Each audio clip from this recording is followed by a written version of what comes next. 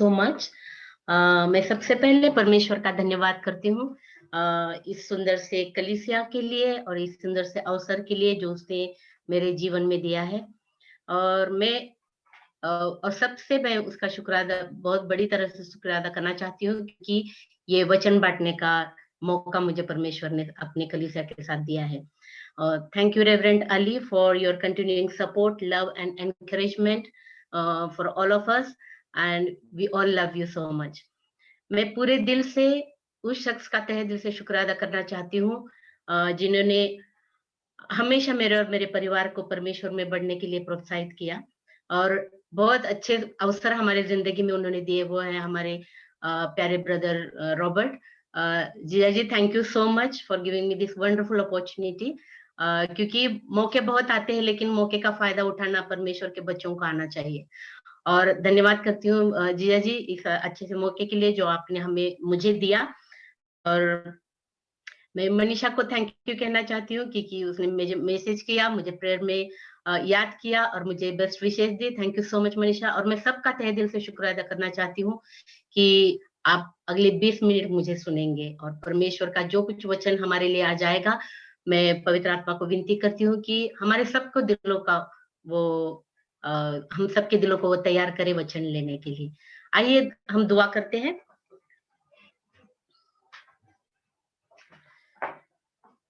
हे हमारे आसमानी पिता, हम आपका दिल से शुक्रिया करते हैं क्योंकि हम अब तक आपने हमें बड़े प्यार से संभाला और ये अच्छा सा मौका हमारे जिंदगी में आपके साथ बिताने के लिए आपने हम सबको इकट्ठा किया और दिया है, इसलिए आपके नाम को धन्यवाद करती हूँ।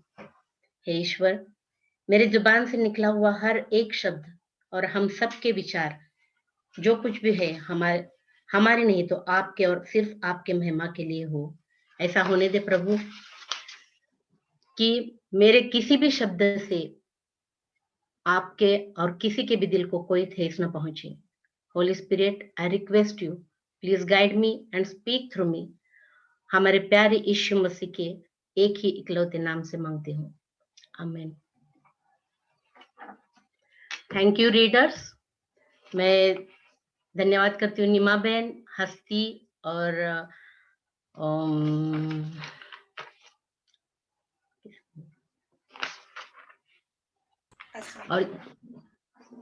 अस्मिता, तीनों का मैं दिल से शुक्र अदा करती हूँ जो आपने वचन मेरे लिए पढ़े और हम सब के लिए पढ़े। Thank you so much.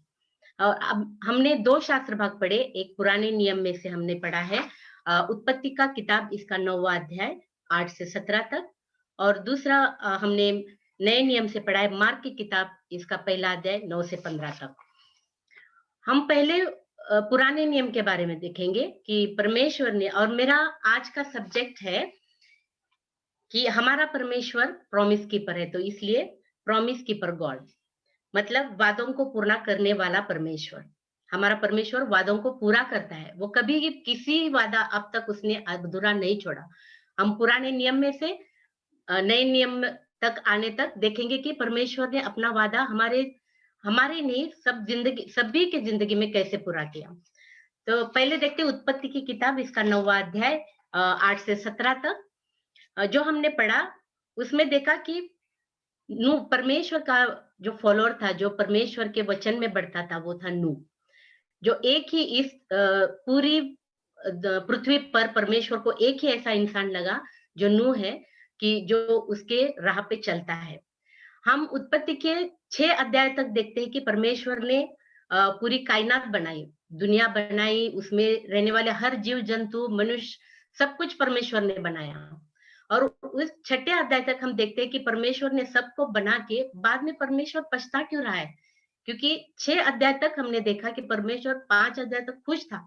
उसके बाद जब परमेश्वर ने देखा कि लोगों में बहुत सारा पाप बढ़ चुका है, और पाप मतलब क्या, ऐसे छोटे मोटे पाप लोग नहीं करते थे तब पहले से हम देखते, पहला पाप कायन और हाबेल का, जो जिन्होंने अपने भाई को खुद को मारा, जो हवा और आदम का बेटे थे। तो उस वक्त से जब पाप निकला, पाप तो पहले से निकला था, जब हवा ने पहले किया था। शैतान ने उसको जब उकसाया तब उसने पाप किया, तब से, क्योंकि जब जब परमेश्वर का काम हुआ, शैतान हमेशा वहां पे रहा है। तो इसी तरह से परमेश्वर के काम में शैतान ने हमेशा बाधाएं डाली। और आगे हम देखते हैं कि जब मनुष्य प्राणी में इतना पाप बढ़ गया कि परमेश्वर को मीन्स उसके सर से ऊपर हो गया। परमेश्वर वो बर्दाश्त नहीं कर पा रहा था कि लोगों में इतना पाप बढ़ गया। तो क्या किया परमेश्वर ने? उसने देखा कि पृथ्वी पर एक ही जो इंसान था, नूह और उसकी फैमिली, जो परमेश्वर में बढ़ रहे थे। तो उन्होंने उनको चुना और उनको बताया कि मैं इस सारी पृथ्वी का नाश करने वाला हूँ। तब हम सोचते हैं कि उस परमेश्वर को कैसा लगता हो कि उसने अपने हाथों से पूरी दुनिया बनाई थी। आकाश, पृथ्वी सब कुछ बनाया था।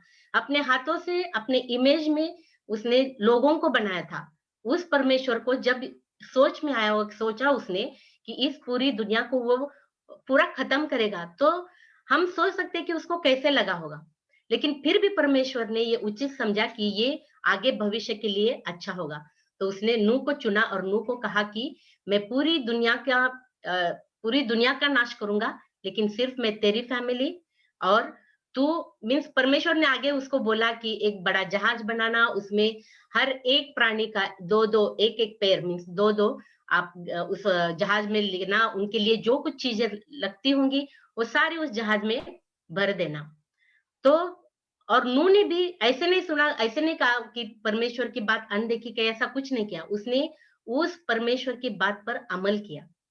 और उसने ऐसे नहीं सोचा कि मेरा ये तो ड्रीम था, ड्रीम में तो कुछ भी हो सकता है, कि मैं क्यों परमेश्वर का सुनूँ? नहीं, क्योंकि नूह सच में परमेश्वर के मार्ग पे चलने वाला इंसान था। तो उसने परमेश्वर की बात पे गौर करके उसने वो शुरू किया काम करना। लोग उस पे हँस रहे थे, क्योंकि जब नूह बता रहा था कि ऐसे-ऐसे होने वाला है, इसलिए मैं ये कर रहा हूँ, तो लोग उस पे हँस रहे थे। लेकिन उन्होंने उनकी तरफ ध्यान नहीं दिया। उसने पूरी जहाज बनाई, जैसे परमेश्वर ने कहा सब कुछ किया।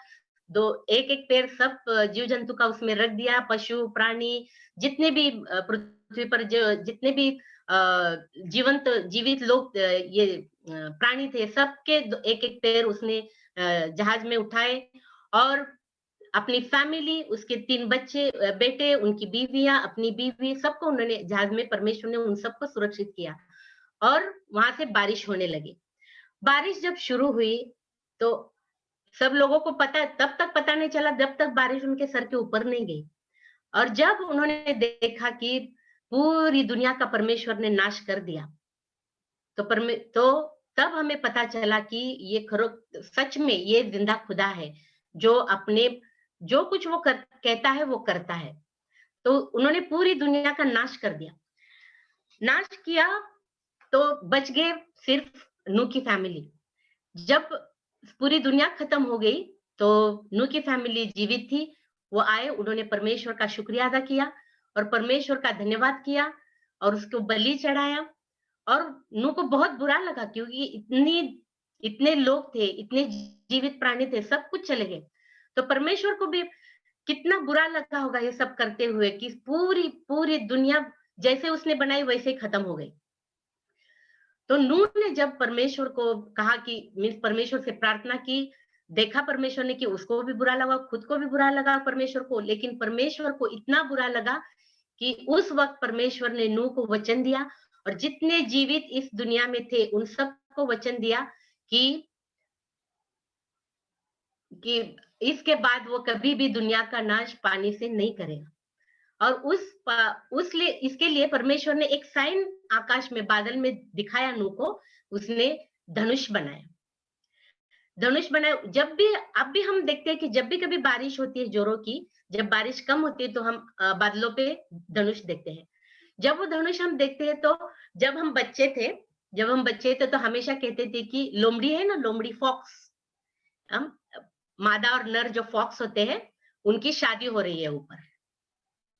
आप कभी आप भी देख कभी सोचा है, आपने भी किया होगा ना बचपन में ऐसे, कि हम भी ऐसे सोचते थे, जैसे लोग कहते हैं कि लोमड़ी की शादी ऊपर हो रही है, लेकिन ऐसा कुछ नहीं है।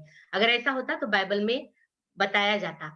लेकिन परमेश्वर का ये वचन था सब मानव जाति को, प्राणी मात्र को, कि अ, वो अब से तब से लेकर आज तक परमेश्वर ने अभी भी कभी भी पूरी दुनिया का, मेरी बात गौर से सुनिए, पूरी दुनिया का कभी भी पानी से नाश नहीं किया, क्योंकि उसने जगह-जगह पे हो गए, पानी जल प्रलय आए, छोटा-छोटा देश, छोटा-छोटा भाग निकल गया वहाँ से। लेकिन परमेश्वर ने पूरी दुनिया का नाश पानी से उस वक़्त से अब तक कभी नहीं किया। इसके लिए हम कहते हैं कि हमारा पिता वो प्रॉमिस कीपर है, हमारा पिता वादे का पक्का है। जो वो कहता है, पुराने नियम में उसने जो कहा, वो उसने नए नियम में भी वही पूरा किया। जब हम देखते हैं कि प्रभु यीशु मसीह अ, जब बड़े हो गए तो पहले उसने क्या किया? अ, यरदन नदी में बपतिस्मा लेने के लिए वहाँ पे आए। उसने जब बपतिस्मा लेने के लिए वहाँ पे आए तो परमेश्वर ने किसको चुना? परमेश्वर ने यूहन्ना को चुना। यूहन्ना को क्यों चुना? क्योंकि परमेश्वर ने यूहन्ना को यीशु मसीह से चंद ही महीनों पहले इस दुनिया में भेजा था। जब हम देखते हैं कि मरियम जब प्रेग्नेंट थी तब वो अपने बहन से मिलने गई, अलीशा और जकरिया ये एक जोड़ा था उनके यहाँ गई, तब अलीशबा ऑलरेडी वो प्रेग्नेंट थी 6 महीने, जब मरियम उनको मिलने गई, तब उनके पेट में यूहन्ना था। तो मसीह के जन्म होने से कुछ ही महीने पहले यूहन्ना का जन्म हुआ था। तो हम जानते हैं कि परमेश्वर ने यीशु मसीह से पहले यूहन्ना को दुनिया में भेजा कि यीशु मसीह की राह साफ करने के लिए। और परमेश्वर सब जानते थे कि आगे जाके क्या होना है। इसलिए परमेश्वर वही लोगों को चुनते हैं जो उसके कामों में विश्वास करते हैं, जो उसके नाम में चलते हैं, जो उसके मार्ग पे चलते हैं। और ये फैमिली परमेश्वर के मार्ग में चलने वाली फैमिली थी। तो यूहन्ना को परमेश्वर ने यीशु मसीह के लिए चुना और उस उनकी तरफ से यूहन्ना को बैप्टिज्म दिया गया। जब यीशु मसीह पानी में गए बैप्टिज्म लेने के लिए, जब पानी से ऊपर आए तो उन्होंने क्या देखा कि आकाश खुला हो गया है। आकाश खुल गया है और वहां से पवित्र आत्मा कबूतर के रूप में नीचे आया है उन पे। तो कितना अच्छा लगा होगा प्रभु यीशु मसीह को उस वक्त की, कि वो जानता था कि मेरा पिता मेरे साथ है, मेरा पिता ने मुझे अभी तक छोड़ा नहीं है। तो प्रभु यीशु मसीह ने देखा खुद कि ऊपर से पवित्र आत्मा उन पर आई है, और तब पवित्र आत्मा से प्रभु यीशु पूरी तरह से भर गए, क्योंकि आगे चल के उनको इतनी सारी चीजें करनी थी, इतनी सारी मुश्किलों से जाना था, इतनी सारी दुनिया की बहुत सारी चीजों से उन्हें जाना था। तो उस वक्त पवित्र आत्मा का उनके साथ होना बहुत बहुत जरूरी था, और वो शक्ति से, पूरी शक्ति से पवित्र आत्मा से भर गए।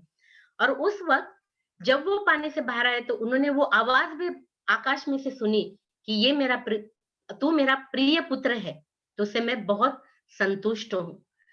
और आज हम देखते हैं कि ये बैप्टिज्म लेना हमारे लिए कितना जरूरी है। मैं आपको सबको विनती करती हूँ कि इस बात पे बहुत गौर कीजिए कि बैप्टिज्म एक विश्वासियों के लिए बहुत बहुत जरूरी है। क्यों? क्योंकि पवित्र प्रभु यीशु भी इस बात से नहीं बचे। उन्होंने भी बैप्टिज्म लिया, तभी उन्होंने अपना कार्य का आरंभ किया, तभी उन्होंने अपना काम शुरू किया। और हम देखते हैं कि जब भी बैप्टिज्म के पहले हम हमारे बीच में, अब बहुत सारों को आपको इसका अनुभव होगा कि जब बैप्टिज्म से पहले हमारी जिंदगी क्या होती है। हमारी बैप्टिज्म से पहले जिंदगी पाप से भरी हुई होती है। इसमें हमें बहुत खुशी मिलती है, बहुत बहुत खुशी मिलती है पाप करने में, क्योंकि हम नहीं सोचते कि जब हम ये कर रहे हैं, हम किसी का दिल दुखा रहे हैं, हम किसी के बारे में कुछ बुरा सोच रहे हैं, किसी के बारे में बुरा कुछ कर रहे हैं, कोई पाप कर, बहुत बड़े पाप भी कर रहे हैं, तो हम ये नहीं सोचते कि क्या हो रहा होगा, क्या परमेश्वर देख रहा होगा उसको, क्या कोई जो सुन रहा है उसको बुरा लगता होगा, या किसी को हम हेल्प नहीं करते तो उसका कुछ बुरा होगा। नहीं, ये हम उस वक्त नहीं सोचते। जब आप बैप्टिज्म लेते हो, उस पानी से बाहर आते हो, आपकी जिंदगी परमेश्वर पूरी तरह से बदल देता है, पूरी तरह से बदल देता है।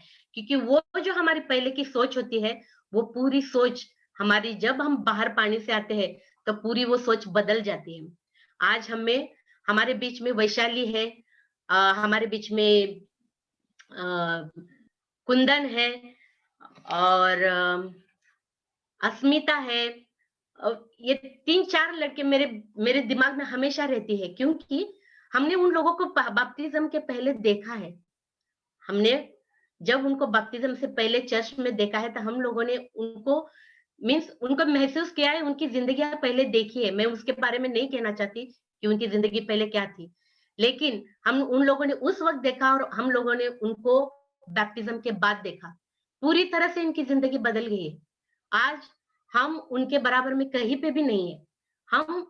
वो हमारे से ज़्यादा सब कुछ जानती है।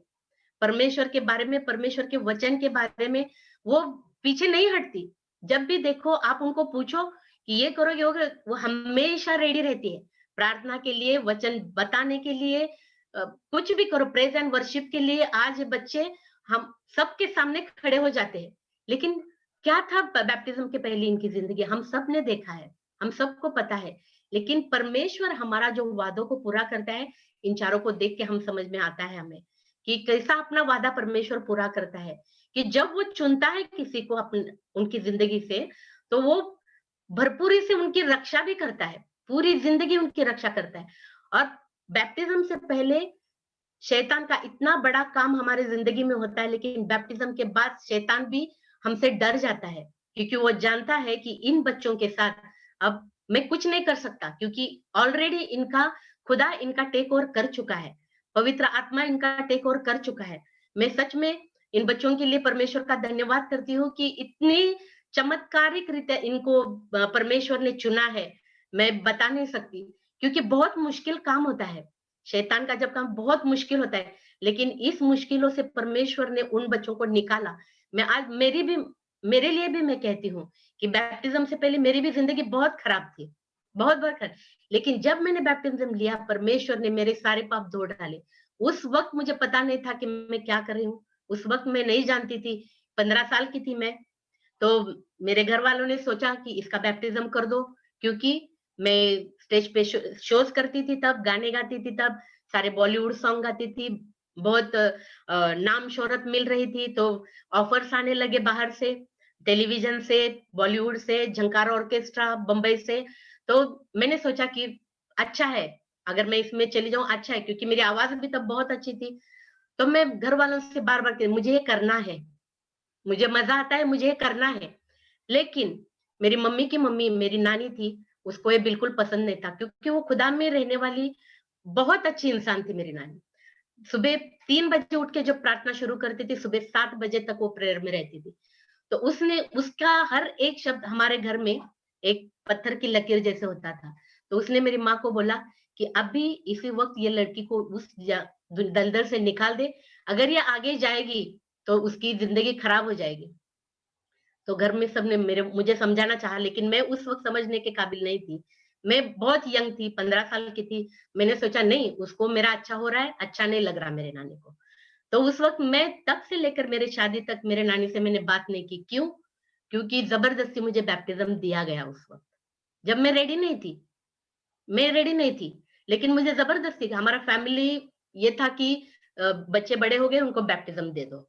हमारे घर में कभी भी छोटे बच्चों को बैप्टिज़्म नहीं दिया गया। तो बैप्टिज़्म मैंने सोचा कि क्यों मुझे ऐसा किया, जब मुझे मुझे अच्छा लगता है स्टेज शोज़ करना, मुझे अच्छा लगता है ऑर्केस्ट्राज़ में गाना, मुझे अच्छा लगता है ऑफ़र जहाँ से भी आए स्वीकारना, तो मेरी ज़िंदगी का किसी और ने मैं किसके हवाले क्यों करूँ मेरी ज़िंदगी? तब मुझे बहुत बुरा लगा।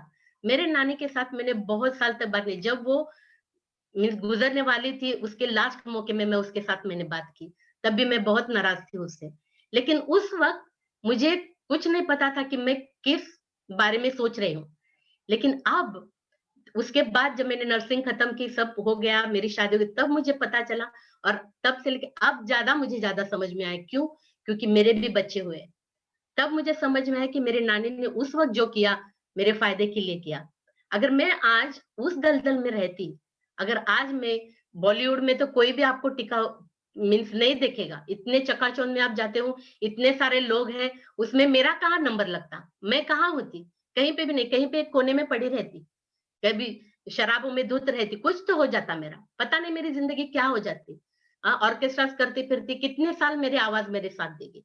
तो आज मुझे ये बात का मीन्स पता चला कि मेरी ज़िंदगी वहाँ तक नहीं है। मेरी ज़िंदगी मेरी नानी ने इतनी सुंदर तरीके से आगे की सोच रखी थी, मैं तब नहीं जानती थी, लेकिन आज मैं जानती हूँ। आज मैं उसका महत्व जानती हूँ, और मैं परमेश्वर का दिल से शुक्र अदा करती हूँ उस मेरी नानी के लिए, कि जिसने उस वक़्त मेरे लिए वो सोचा। उस वक़्त मेरे लिए उसने भले मैं दुखी हो गई, भले मैं कुछ भी हो गया मेरा, मैंने उससे बात नहीं की, लेकिन उसने उस पे नज़र नहीं डाला। उसने यही सोचा कि ये बच्ची आगे जाके इसकी ज़िंदगी सुधर जाएगी। और मैं मेरे घर में इकलौती लड़की थी, मेरे भाइयों में। तो उसका मीन्स अब मैं बहुत बहुत खुश हूँ उस डिसीजन में जो उन्होंने मेरे लिए लिया, क्योंकि बहुत ऐसी कम फैमिलीज होती है कि जिनके बच्चे सुधर जाते हैं। और जब आपको शोहरत मिलती है, इज्जत मिलती है, पैसा मिलता है, आप उसमें खो जाते हो। आपको लगता है ये सब अच्छा है। आपको लगता है कि मेरा नाम सब जगह होगा, मेरा नाम ऊपर होगा। लेकिन क्या है हमारी ज़िंदगी? जिस परमेश्वर ने हमने मिट्टी से बना के इतना बड़ा किया, जिसने हम में साँस फूँकी, उस परमेश्वर के आगे तो हम जा नहीं सकते, कभी भी नहीं जा सकते। लेकिन उस वक़्त मुझे नहीं समझ में आया, जो आज ये बात मेरे समझ में आई। क्योंकि हम कुछ नहीं है, मिट्टी के सिवाय हम कुछ भी नहीं है। जाने तो मिट्टी में फिर से, लेकिन परमेश्वर जब आपको चुनता है, तब वो पूरी तरह से, पूरे दिलो-जान लगा के आपको चुनता है। और जब बैप्टिज़्म लेके आप पानी से ऊपर आते हो, तो उस वक़्त से हम पूरी तरह से परमेश्वर के हो जाते हैं और वो अपने तरीके से ज़िंदगी चलाता है। अपने तरीके से उस वक़्त हमें भले बुरा लगे, उस वक़्त भले हमें ना लगे कि हम इसके लिए रेडी नहीं हो, लेकिन आगे चल के जब हम ज़िंदगी के बारे में सोचते हैं, जब हम बड़े होते हैं, शादी होती है, बच्चे होते हैं, जब हम अपने बच्चों के बारे में सोचने लगते हैं, तब हमारे भूल का हमें एहसास होता है कि अच्छा हुआ तब मैंने वो नहीं किया, अच्छा हुआ तब मैंने ये नहीं किया। और सच में जब अच्छा हुआ कि मुझे ज़बरदस्ती बैप्टिज़्म दिया गया, तब अच्छा हुआ कि मुझे दलदल से खींच के निकाला गया। और हम बहुत-बहुत मीन्स मेरे गाँव में हमारे हमारे हमको देखने के लिए लोग तरसते थे तब। तो हमारी फैमिली मतलब लोग आने के लिए हमारे घर में एक मौके ढूँढते थे। तब हमें नहीं पता था कि हमारा महत्व उस वक़्त क्या था। लेकिन ऐसे लगता था कि ये सब अच्छा है, ये सब अच्छा है, लेकिन नहीं, वो कुछ नहीं था। फिर हम लोगों के साथ दोस्ती भी बढ़ाई, तो हमने परमेश्वर में बढ़ाई उसके बाद। जब भी कुछ होता था, हमने लोगों को जब भी मिले, कुछ हुआ, लोग हमें देख के अभी भी मेरे गाँव में मेरे भाइयों को, मेरे माँ को जब भी याद करते हैं, हमें याद करते हैं, तो हमेशा कहते हैं कि ये लोग बहुत अलग है, ये लोग बहुत अलग है। इनके जैसा कहीं हमने देखा ही नहीं, क्रिश्चियन फैमिली देखनी हो, ऐसी देखनी हो। तो मैंने सोचा कि परमेश्वर हम में ऐसा क्या है कि लोग हमारे बारे में ऐसे सोचते हैं? तो परमेश्वर ने जवाब दिया कि आप में वो है जो किसी में नहीं है कि मैं ज़िंदा खुदा आपके अंदर हूँ। जिंदा खुदा मैं आपके जीवन में हूँ और हमारे पास कुछ नहीं है, ना पैसा है, दौलत और अभी कुछ भी नहीं है, लेकिन फिर भी लोग हमसे बहुत प्यार करते हैं इंडिया में। और मैं इस बारे में मैं बिल्कुल परमेश्वर का धन्यवाद करती हूँ, मेरे नानी का धन्यवाद करती हूँ और जितने भी लोगों ने हमें परमेश्वर में उठाया और जितने भी लोगों ने हमारी ज़िंदगी में परमेश्वर के तरफ से काम किया, मैं उस सब लोगों का शुक्रिया अदा मेरे जीवन से करना चाहती हूँ।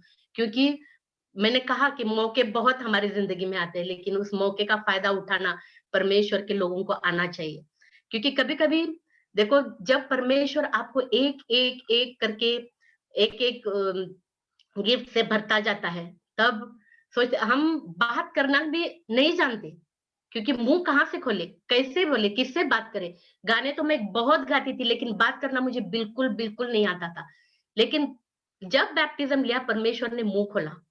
और जब पवित्र आत्मा ने 2016 में मैंने बहुत से फास्टिंग प्रेयर किए, 2016 में परमेश्वर ने पवित्र आत्मा का गिफ्ट मुझे दिया, तब मेरी ज़ुबान खुल गई। मैं इतना सब कुछ मैंने लिखा है, लेकिन मुझे नहीं पता कि मैंने क्या लिखा, क्या अब मैं पूरी तरह से ब्लैंक हूँ। लेकिन जो ये मैंने कुछ भी नहीं लिखा जब मैंने आपसे बात अभी की। लेकिन परमेश्वर जानता है कि एक बार आप ज़ुबान खोलेगा, तो वो कैसे खुलती है। पवित्र आत्मा जब आपका टेक ओवर करता है, आपको सोचने की ज़रूरत नहीं कि आपको क्या बात करनी है। लेकिन परमेश्वर जब आपके जीवन में आते हैं, पवित्र आत्मा आपके जीवन में आता है, तो वो पूरी तरह से हमारी ज़िंदगी को बदल देता है, जैसे उसने मेरी बदल दी। मैं आज हम में से हर एक वो मेरे भाई और बहन को एनकरेज करना चाहती हूँ, जिन्होंने अब तक बैप्टिज़्म नहीं लिया, क्योंकि मेरी ज़िंदगी आपके सामने मैंने अभी रखी। तो जब भी आप बैप्टिज़्म के बारे में सोचो, प्लीज़ सोचो, क्योंकि यीशु मसीह जब बैप्टिज़्म लेके बाहर आए, वो जंगल में गए, पवित्र आत्मा उनको जंगल में लेके गया। जंगल में लेके गए, 40 दिन वो भूखे रहे, प्यासे रहे, तब तब भी शैतान ने उनकी परीक्षा ली और उस प शैतान की परीक्षा में प्रभु यीशु मसीह पास हो गए। वो परीक्षा वो फेल नहीं, वो पास हो गए और तब हमने देखा परमेश्वर ने प्रभु यीशु मसीह को जंगल में अकेला नहीं छोड़ा। बिल्कुल अकेले। कौन थे प्रभु यीशु मसीह के साथ जंगल में? वो वन पशु थे, जीव-जंतु थे और परमेश्वर ने ऊपर से यीशु मसीह की सेवा के लिए अपने दूत भेजे थे। यीशु मसीह बिल्कुल अकेले नहीं थे। वो 40 दिन जब बैप्टिज़्म के बाद जंगल में यीशु मसीह पवित्र आत्मा लेके गए, तो उस वक़्त वो अकेले नहीं थे क्योंकि परमेश्वर ने उनके लिए अपने दूत उनकी सेवा के लिए भेजे थे। और इसलिए यीशु मसीह को वो भूख-प्यास की कोई चिंता नहीं थी, कुछ भी नहीं था। जो कुछ भी उन्होंने अपना काम शुरू करने से पहले परमेश्वर के नाम में जो फास्टिंग किए थे, भूखे थे, प्यासे थे, परमेश्वर ने वो सारा ऊपर उनके लिए मान्य किया और उनकी सेवा के लिए उन्होंने अपने दूत भेज दिए। देखते हैं कि अब तक, क्योंकि मैंने कहा कि बैप्टिज़्म के बाद हमारी ज़िंदगी कैसे बदल जाती है, जैसे यीशु मसीह की भी बैप्टिज़्म से पहले अलग थी, बैप्टिज़्म के बाद अलग हो गई, जब पवित्र आत्मा ने उनका साथ दिया। उसी तरह परमेश्वर हमारी भी ज़िंदगी, जब अब हम बैप्टिज़्म लेके पानी से ऊपर आते हैं, तो हमारे पुराने जीवन को पानी में छोड़ के नए जीवन में हम ऊपर आते हैं और उस वक़्त से लेकर अब तक परमेश्वर हमें कभी भी अकेला नहीं छोड़ेगा। कभी भी अकेला नहीं छोड़ता वो। क्योंकि आपकी ज़िंदगी में कितनी भी मुश्किलें आए, कितनी भी शैतानी वार हो, वो हमेशा आपके साथ रहेगा। एक ढाल बनकर आपके साथ सामने खड़ा रहेगा। आपको कभी भी वो अकेला नहीं छोड़ेगा। और इसीलिए मैं आप में से जितनों ने भी अभी तक बैप्टिज़्म नहीं लिया है, मैं दिल से आपसे विनती करती हूँ कि बैप्टिज़्म ले लो। ये फ़ोर्स नहीं है क्योंकि इसके लिए अपने अ, खुद रेडी होना चाहिए। आप खुद अगर इसके लिए तैयार नहीं हो तो बैप्टिज़्म नहीं ले सकते, क्योंकि तब तक नहीं ले सकते और जब आप बैप्टिज़्म लोगे भी तो आप उस पे अमल नहीं कर सकते। इसलिए आपका खुद का रेडी होना इसके लिए बहुत-बहुत ज़रूरी है। कोई आपको फ़ोर्स नहीं कर सकता इसके लिए, क्योंकि मुझे फ़ोर्स किया गया, लेकिन उसके बाद मैं जहाँ भी पली-बड़ी हूँ, जहाँ भी मेरी एजुकेशन हुई, वो सारा माहौल क्रिश्चियन था, वो सारा माहौल परमेश्वर में बड़ा हुआ था क्योंकि मैं हॉस्टल में पढ़ी हूँ, क्रिश्चियन हॉस्टल था। मैं नर्सिंग में थी, क्रिश्चियन हॉस्पिटल था। इसलिए मेरी ज़्यादा परवरिश खुदा में हो गई। मैं बच गई। मैं शैतानी हर ताकत से बच गई। क्योंकि परमेश्वर ने जब मेरे जीवन में काम किया, जब मेरा बैप्टिज़्म हुआ, तो उसने मेरे आजू-बाजू पूरा वो माहौल खड़ा कर दिया, जो उसको चाहिए था।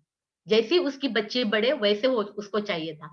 और उसी तरह से मैं ये मीन्स गारंटी के साथ कहती हूँ कि जब भी आप बैप्टिज्म लेते हो, एक बार परमेश्वर का अपना जीवन देते हो, तो मैं इस श्योर हूँ कि परमेश्वर आपके सबके साथ हमेशा रहेंगे और पवित्र आत्मा आपके साथ हमेशा रहेंगे।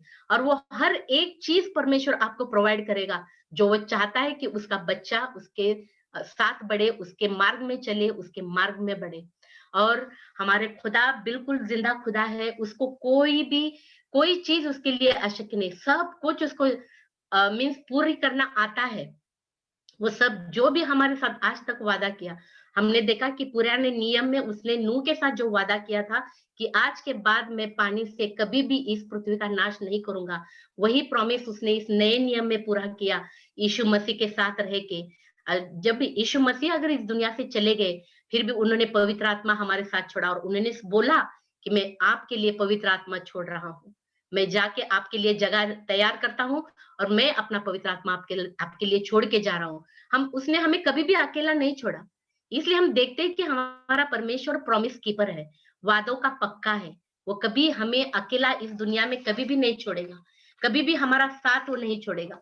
और इसीलिए जब हम बपतिस्मा लेते हैं तो शैतान हमसे कभी भी मुकाबला नहीं कर सकता। शैतान हमारा कभी भी किसी भी चीज़ में मुकाबला नहीं कर सकता, क्योंकि वो जानता है कि इसका जीवन पूरी तरह से अलग हो चुका है। अभी मैं चाहे जितनी कोशिश करूँ इसको मेरे राह में लाने के लिए, ये रेडी नहीं होगी, ये रेडी नहीं होगा। तो इसलिए जब हम देखते हैं कि परमेश्वर जब हमारी ज़िंदगी का पूरा टेक ओवर करता है, तो कहाँ है ये शैतान की जगह? लेकिन अगर हम शैतान को लेके ही चलना चाहते हैं विदाउट बैप्टिज़्म, तो ये हमारी मर्ज़ी है, क्योंकि हमने ये रास्ता चुना है। लेकिन अगर आप चाहते हो कि शैतानी दुनिया से हमें बाहर आना है, शैतानी चीज़ों से हमें बाहर आना है, शैतानी सोच से हमें बाहर आना है, शैतानी सब वो बुरी चीज़ों से हमें बाहर आना है जो परमेश्वर को बिल्कुल अच्छी नहीं लगती, जिसका परमेश्वर हेट करता है। तो एक ही मार्ग है, वो है बैप्टिज्म। जब हम बैप्टिज्म लेते हैं, हम पूरी तरह से हमारी ज़िंदगी बदल जाती है। जैसे प्रभु यीशु का जीवन हमारे लिए एक आदर्श है। प्रभु यीशु का जीवन जैसे परमेश्वर ने प्रभु यीशु को अपने मीन्स हमारे सबके लिए उन्होंने अपना इकलौता बेटा इस दुनिया में भेजा। क्या था उसका कसूर? क्या था उसका पाप? क्या उसने पाप किया था? क्या उसने कोई ऐसी चीज़ की थी जो परमेश्वर की नज़र में गलत थी या हमारे किसी की नज़र में गलत थी? नहीं थी। फिर भी लोगों ने उसको नहीं पहचाना। वो इस दुनिया में रहा, फिर भी लोगों ने उनको नहीं पहचाना। क्या किया उनके साथ? सूली पे चढ़ा दिया, उसको जितने चाहे कोड़े लगा दिए। ये बात सुन-सुन के मैं बहुत दुखी होती हूँ कि क्यों मेरे यीशु को इतना सहना पड़ा? क्यों पता है? क्योंकि इसकी ज़िम्मेदार मैं खुद हूँ। मैंने उसको नहीं पहचाना। मैंने इसके उसके राह के बारे में नहीं सोचा। मैंने परमेश्वर के प्यार के बारे में नहीं सोचा, क्योंकि वो कितना प्रेम करता है। उसने इतना प्रेम किया, अपने इकलौते बेटे को उस क्रूस पे दे दिया। उसने नहीं सोचा किसी लोगों के बारे में, अपने इकलौते बेटे के बारे में उसने नहीं सोचा। हम कितना प्यार करते हैं हमारे बच्चे को। उसको एक चोट आई तो हम कर्रा उठते हैं। लेकिन उस परमेश्वर को कैसा लगा होगा कि जब जब उसने अपना इकलौता बेटा उस क्रूस पे दिया।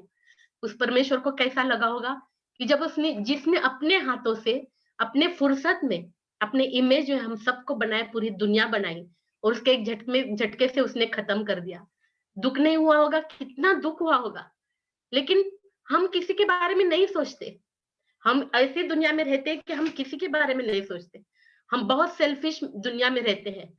तो आज हम सब इकट्ठा मिलके उस परमेश्वर के बारे में सोचते हैं कि जो हमसे इतना प्रेम करता है कि उसने एक पल भी नहीं सोचा कि मेरे बच्चे का क्या होगा। यीशु मसीह एक इंसान के रूप में आया, अंत में वो रोया। वो चाहता था कि क्योंकि वो मानव शरीर में था, वो खुद भी जानता था कि किस दुःख से वो जाएगा इस दुनिया में।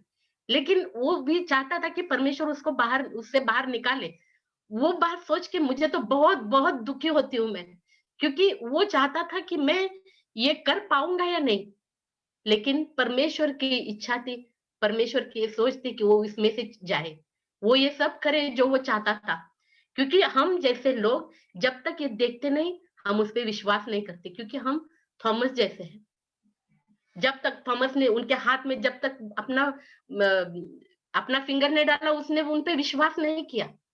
तब तक विश्वास नहीं किया जब तक उसने उसने अपना फिंगर उसमें नहीं डाला हाथ में। क्यों? हम भी तो वैसे ही हैं। हम भी तो वैसे ही, क्योंकि हम चमत्कार देखना चाहते हैं। जब तक हम मिरेकल नहीं देखते, चमत्कार नहीं देखते, तब तक हम विश्वास नहीं करते। हमारी ज़िंदगी भी ऐसे ही है।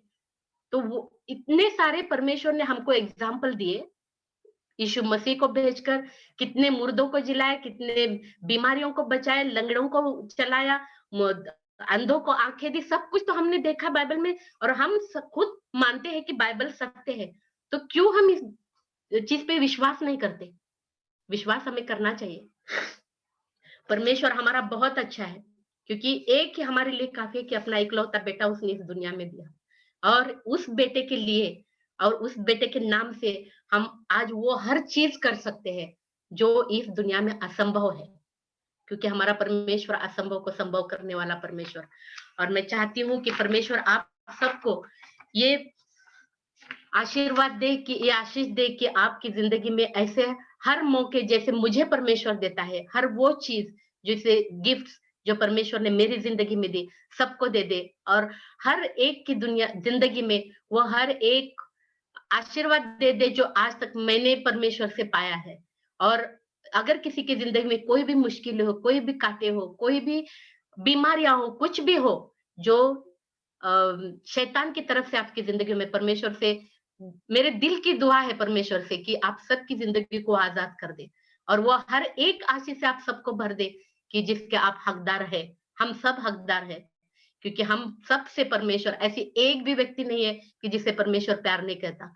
परमेश्वर सबसे इक्वली प्यार करता है, इक्वली। इसमें कोई भेद नहीं है, कोई रंग रूप कुछ भी मायने नहीं रखता, क्योंकि हम सबसे परमेश्वर उतना ही प्यार करता है जितना वैशाली, अस्मिता, कुंदन सबसे प्यार करता है, उतना वो सबसे हमसे करता है। जितनी भी जिंदगियां परमेश्वर ने आज तक हमारी नजरों के सामने बदली है, वो परमेश्वर आप सबके साथ हो और जिन्होंने अब तक परमेश्वर को नहीं स्वीकारा, उन सबके साथ हो, क्योंकि वो परमेश्वर उन सबके जीवन में काम करे और उनको वो आशीष दे कि उनका जीवन परमेश्वर के मार्ग में आए, वो बैप्टिज्म ले और उसके जीवन में अपनी जिंदगी गुजारने के लिए रेडी हो जाए। और मेरा मैसेज खत्म होने से पहले मैं एक वचन आप सबके लिए पढ़ना वैशाली को रिक्वेस्ट करती हूँ कि वैशाली मेरे लिए प्लीज एक वचन पढ़ो। पहला यूहन्ना इसका 4था भाग 9 और 10वां वचन। जो प्रेम परमेश्वर ने हमसे रखता है वह इससे प्रकट हुआ कि परमेश्वर ने अपने एकलौते पुत्र को जगत में भेजा है कि हम उसके द्वारा जीवन पाए।